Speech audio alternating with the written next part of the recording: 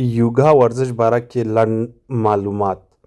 یوګا یوازې ورزش نه دی بلکې په اصل کې یو معنوي او عبادي عمل دی چې ریښې یې د هند له دینونو سره تړاو لري. په ځانګړي ډول له هندویزم او تر یو حده له بودیزم سره. پخوا یوګا یوازې د بدن حرکات نه و بلکې له مراقبې، ذکر او فکري تمرکز سره یو ځای ترسره کېده.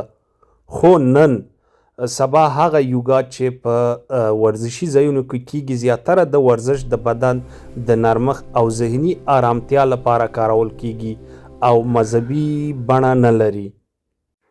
دلته د انسان نیت ډیر مهم دی ځکه عمل یو وي خو نیت یې بدلوي. که یو څوک یوګا یوازې د صحت او آرامۍ په نیت کوي نو دا د هغه لپاره ورزش ګڼل کیږي.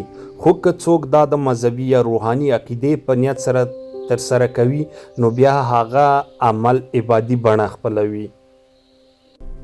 نو په لنډ ډول د اصل له مخې یوګا یو معنوي او عبادي عمل دی.